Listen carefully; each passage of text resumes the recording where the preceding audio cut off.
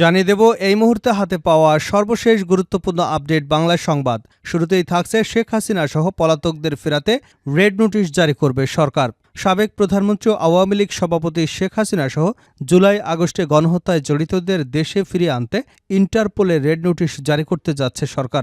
রোববার সকালে আন্তর্জাতিক অপরাধ ট্রাইব্যুনালের পুরাতন ভবন সংস্কারের কাজ পরিদর্শন শেষে সাংবাদিকদের একথা জানান আইন বিচার ও সংসদ বিষয়ক উপদেষ্টা অধ্যাপক ড. আসিফ নজরুল।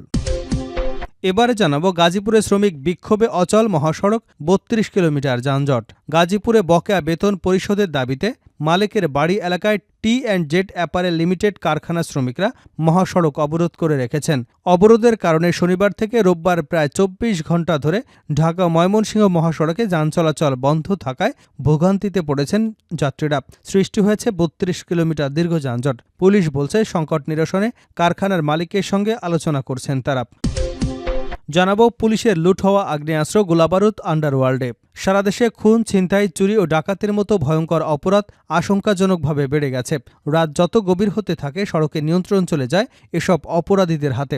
বিশেষ করে রাজধানীতে এখন সাধারণ মানুষের মধ্যে ছিনতাই নিয়ে আতঙ্ক বিরাজ করছে। খোদ রাজধানীতে সহস্রাধিক ছিনতাইয়ের ঘটনা ঘটলেও মাত্র অর্ধশতাধিক ভুক্তভোগী থানায় অভিযোগ করেছেন। বেশিরভাগ ছিনতাইয়ের ঘটনা পুলিশের অপরাধ পরিসংখ্যানের মধ্যে নথিভুক্ত করা হয়নি। এদিকে গুলিস্তানে ছাত্র জনতার অবস্থান, সতর্ক পুলিশও। ছাত্র জনতার অভ্যুত্থানে ক্ষমতাচ্যুত দল আওয়ামী লীগের জমায়েত হবার ডাককে কেন্দ্র করে 0 পয়েন্টে গুলিস্তানে ছাত্র জনতার পাশাপাশি সতর্ক অবস্থানে রয়েছে ঢাকা মহানগর পুলিশ। রোববার সকাল থেকে তাদের এই অবস্থান দেখা গেছে। মূলত শহীদ নূর হোসেন দিবসে আওয়ামী লীগের পূর্ব ঘোষিত 0 পয়েন্টে গুলিস্তানে কর্মসূচিকে পালনের ঘোষণা দেয়। তাদের কর্মসূচি প্রতিহত করতে গুলিস্তানে 0 পয়েন্ট এবং আওয়ামী লীগের কার্যালয়ে পাহারা দিচ্ছেন ছাত্র জনতা ও পুলিশ। এবারে থাকছে আপার এতিম সন্তানদের পুলিশের হাতে তুলে দিন। ছাত্র জনতার গণঅভ্যুত্থানে ক্ষমতাচ্যুত আওয়ামী লীগের ডাকা বিক্ষোভ মিছিল প্রতিরোধে গণজমায়েতের ঘোষণা দিয়েছে বৈষম্য বিরোধী ছাত্র আন্দোলন। আওয়ামী লীগ এবং অন্যান্য সংগঠনগুলোর কাউকে দেখলে তাদের পুলিশের হাতে তুলে দেবার আহ্বান জানিয়েছেন সংগঠনটির কেন্দ্রীয় সমন্বয়ক হাসনাত আবদুল্লাহ। তিনি বলেন, গণতন্ত্রকামী রাজনৈতিক দলগুলো নিজেদের মধ্যে নীতিগত মতপার্থক্য থাকতে পারে, কিন্তু আপা নিধন ও ফ্যাসিবাদ নিধন কর্মসূচিতে আমরা সবাই একসাথে আছি। এবং সর্বশেষ জানাবো আন্তর্জাতিক সংবাদ। গাজা যুদ্ধবিরতির মধ্যস্থকারী হিসেবে পিছু হটল কাতার। ইসরায়েল এবং হামাসের মধ্যে যুদ্ধবিরতি এবং জিম্মি মুক্তির আলোচনার মধ্যস্থতাকারী হিসেবে আপাতত নিজেদের সরিয়ে নিল কাতার। কর্মকর্তাদের বরাত দিয়ে রোববার বিবিসির অনলাইন প্রতিবেদনে এ তথ্য জানানো হয়েছে। কাতারের পক্ষ থেকে জানানো হয়েছে, হামাস ও ইসরায়েল আলোচনার টেবিলে ফিরে আসার আন্তরিক ইচ্ছা দেখালেই তারা আবার কাজ শুরু করবে। দোহায় হামাসের রাজনৈতিক দপ্তরের উপস্থিতি ওয়াশিংটনের কাছে আর গ্রহণযোগ্য নয়। মার্কিন সিনিয়র কর্মকর্তাদের এমন মন্তব্যের পরই কাতারের পক্ষ থেকে এমন বার্তা এলো। কাতার তাদের প্রাথমিক প্রতিবেদনে জানিয়েছে, আমরা মধ্যস্থতাকারী হিসেবে আলোচনা স্থগিত করেছি এবং দোহায় হামাসের রাজনৈতিক দপ্তর আর তাদের উদ্দেশ্য সাধন হচ্ছে না। কাতারের পররাষ্ট্র মন্ত্রণালয় এক বিবৃতিতে জানিয়েছে, একটি চুক্তিতে পৌঁছানোর শেষ প্রচেষ্টার আগে কাতার দুপক্ষকে 10 দিন আগে অতিবাহিত করেছে যে চুক্তি শেষ পর্যন্ত সফল না হলে আমরা মধ্যস্থতাকারী হিসেবে সরে আসব। এতক্ষণ শিরোনাম শুনছিলেন, এবার বিস্তারিত। প্রিয় দর্শক, আপনি যদি এই চ্যানেলে নতুন হয়ে থাকেন, ভিডিওটি দেখতে দেখতে চ্যানেলটি সাবস্ক্রাইব করে আমাদের সঙ্গে থাকুন। আর এই ভিডিও সম্পর্কে আপনি আপনার মূল্যবান মতামতটি কমেন্ট বক্সে জানিয়ে দিন। আর হ্যাঁ প্রিয় দর্শক, জানিয়ে দিন ভিডিওটি কোথা থেকে দেখছেন। শেখ হাসিনা সহ পলাতকদের ফেরাতে রেড নোটিশ জারি করবে সরকার। সাবেক প্রধানমন্ত্রী এবং আওয়ামী লীগ সভাপতি শেখ হাসিনা সহ জুলাই আগস্টে গণহত্যায় জড়িতদের দেশে ফিরিয়ে আনতে ইন্টারপোলে রেড নোটিশ জারি করতে যাচ্ছে সরকার। রোববার সকালে আন্তর্জাতিক অপরাধ ট্রাইব্যুনালের পুরাতন ভবনের সংস্কার কাজ পরিদর্শন শেষে সাংবাদিকদের একথা জানান বিচার ও আইন সংসদ বিষয়ক উপদেষ্টা ড. আসিফ নজরুল। আন্তর্জাতিক অপরাধ আদালতে ড. ইউনূস সহ ৬২ জনের বিরুদ্ধে দেওয়া আওয়ামী লীগের অভিযোগের বিষয়ে সাংবাদিকদের প্রশ্নের জবাবে উপদেষ্টা বলেন, এই অভিযোগটি কোনোভাবেই আমলে নিচ্ছে না সরকার। তিনি আরও বলেন, দেশের মর্যাদা ক্ষুণ্ণ করতেই সরকারের বিরুদ্ধে আন্তর্জাতিক আদালতে অভিযোগ করেছে আওয়ামী লীগ। আসিফ নজরুল বলেন, এটা কোনো মামলা না, এটা আইসিসির প্রসিকিউশন অফিসকে একটা পিটিশন লিখে জানানো হয়েছে। এটা পৃথিবীর যে কোনো মানুষ করতে পারে। এটা এতই একটা অবিশ্বাসযোগ্য এবং বস্তুনিষ্ঠতামূলক মামলা, কোনোভাবে এটা রিট হবার কোনো কারণ নেই।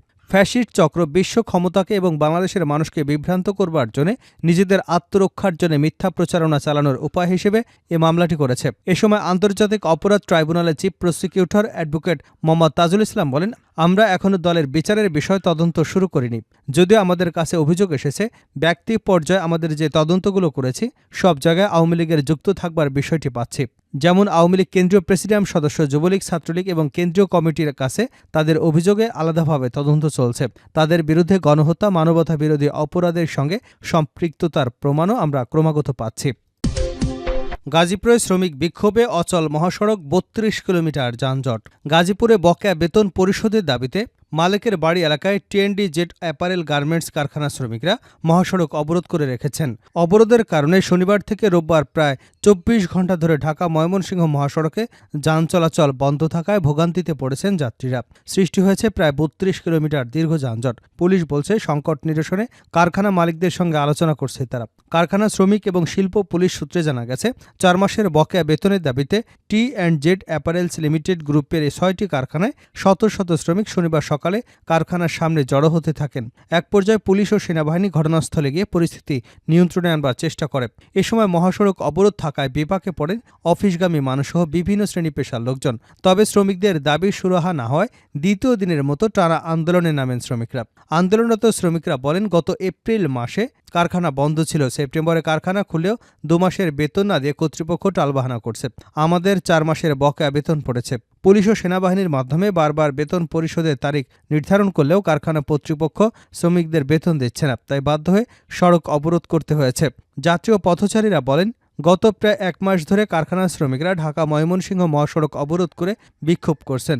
গত ২ দিন ধরে এই স্থানে শ্রমিকরা আন্দোলন শুরু করেছেন, কিন্তু কারখানা কর্তৃপক্ষ শ্রমিকদের বেতন ভাতার বিষয়টি সুরাহা করছে না। ফলে এই মহাসড়কে চলাচলকারী যাত্রী ও পরিবহন চালকদের চরম দুর্ভোগ পোহাতে হচ্ছে। পুলিশের লুট হওয়া আগ্নেয়াস্ত্র, গোলাবারুদ আন্ডারওয়ার্ল্ডে। সারা দেশে খুন, ছিনতাই, চুরি ও ডাকাতের মতো ভয়ঙ্কর অপরাধ আশঙ্কাজনকভাবে বেড়ে গেছে।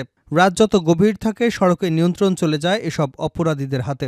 বিশেষ করে রাজধানীতে এখন সাধারণ মানুষের মধ্যে ছিনতাই নিয়ে আতঙ্ক বিরাজ করছে। খোদ রাজধানী সহস্রাধিক ছিনতাইকারীর ঘটনা ঘটলেও মাত্র অর্ধশতাধিক ভুক্তভোগী থানায় অভিযোগ করেছেন।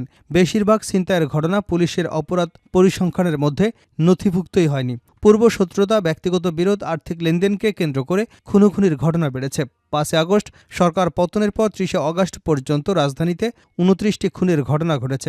তবে সেপ্টেম্বর এবং অক্টোবর মাসে রাজধানীতে বিভিন্ন অপরাধ ও ঘটনায় ২ শতাধিক লাশ উদ্ধার করা হয়েছে। তার মধ্যে শতাধিক খুনের ঘটনা রয়েছে। এবছরের আগস্ট থেকে অক্টোবরের ৩ মাসে ৫৬টি খুনের ঘটনা ঘটে। সেই অনুযায়ী বিগত ৩ মাসে ১৩০টি খুনের ঘটনা ঘটেছে। আইনশৃঙ্খলার এমন পরিস্থিতির জন্য পুলিশের লুট হওয়া অস্ত্র, গোলাবারুদকে দায়ী করছেন অপরাধ বিশেষজ্ঞরা। পুলিশ সদর দপ্তরের তথ্য অনুযায়ী পুলিশ বিভিন্ন থানা, কারাগার, বিভিন্ন প্রতিষ্ঠান থেকে ৫,৮২৯টি আগ্নেয়াস্ত্র এবং ৫৬,৫১,৬০৯টি গুলি লুট হয়েছে। এর মধ্যে ৪,২৮৩টি অস্ত্র, ৩,৮৮,১৮২টি গুলি উদ্ধার করা হয়েছে। ১,৪৫৬টি অস্ত্র এখনও উদ্ধার করা হয়নি। এছাড়া গত ৪ সেপ্টেম্বর থেকে গতকাল পর্যন্ত যৌথ বাহিনীর ৩৮৯টি অস্ত্র উদ্ধার করা হয়েছে। তবে এই অস্ত্রগুলোর মধ্যে এসএসএফে লুট হওয়া অস্ত্র রয়েছে কিনা তা এখনও কেউ নিশ্চিত করে বলতে পারেনি। গোয়েন্দাদের ধারণা, যেসব অস্ত্র এখনও উদ্ধার হয়নি তার বড় একটি অংশ সারা দেশের আন্ডারওয়ার্ল্ডের হাতে চলে গেছে। রাজধানীর মোহাম্মদপুরের জেনেভা ক্যাম্প, পল্লবী, যাত্রাবাড়ি, বাড্ডা, কলাবাগান, হাজারীবাগ, ঢাকা উদ্যান, বছিলা, আদাবর, লালবাগ এলাকার চিহ্নিত সন্ত্রাসী গ্রুপের কাছে হাতবদলের মাধ্যমে এসব অস্ত্র, গোলাবারুদ চলে গেছে। মোহাম্মদপুরের জেনেভা ক্যাম্পের ইসরায়েলের তৈরি উজি পিস্তলও দেখা গেছে। খোঁজ নিয়ে জানা গেছে, কারাগারে থাকা শীর্ষ সন্ত্রাসী, দাগি আসামি, জঙ্গি আসামিদের অনেকেই বেরিয়ে গেছেন। র্যাবের মিডিয়া উইংয়ের প্রধান লেফটেন্যান্ট কর্নেল মুনিম ফেরদৌস বলেন, অস্ত্র উদ্ধারের জন্য আমরা দেশের বিভিন্ন স্থানে ব্লক রেড দিচ্ছি। র্যাবের অভিযানে দাগি আসামি, মাদক ব্যবসায়ী, অস্ত্র ব্যবসায়ী গ্রেপ্তার হচ্ছেন। গুলিস্তানে ছাত্র জনতার অবস্থান, সতর্ক পুলিশও।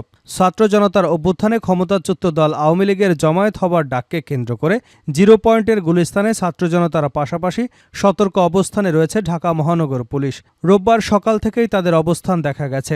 মূলত শহীদ নূর হোসেন দিবসে আওয়ামী লীগ পূর্ব ঘোষিত 0 পয়েন্টে গুলিস্তানে কর্মসূচি পালনের ঘোষণা দেয়। তাদের কর্মসূচি প্রতিহত করতে গুলিস্তানের 0 পয়েন্ট এবং আওয়ামী লীগের কার্যালয়ে পাহারা দিচ্ছে ছাত্র জনতা ও পুলিশ। এদিন সকাল 8টা থেকে শহীদ নূর হোসেন দিবস উপলক্ষে 0 পয়েন্টে ফুল দিয়ে শ্রদ্ধা জানিয়েছেন তার পরিবারের সদস্যরা। এরপর বিভিন্ন শ্রেণী পেশার মানুষও সেখানে শ্রদ্ধা জানাতে শুরু করেছেন। এদিকে কর্মসূচি ঘিরে বিশৃঙ্খলা এড়াতে গুলিস্তানে নূর হোসেন চত্বর এবং আওয়ামী লীগের কেন্দ্রীয় কার্যালয়ের সামনে সতর্ক অবস্থানে রয়েছে আইনশৃঙ্খলা রক্ষাকারী বাহিনী।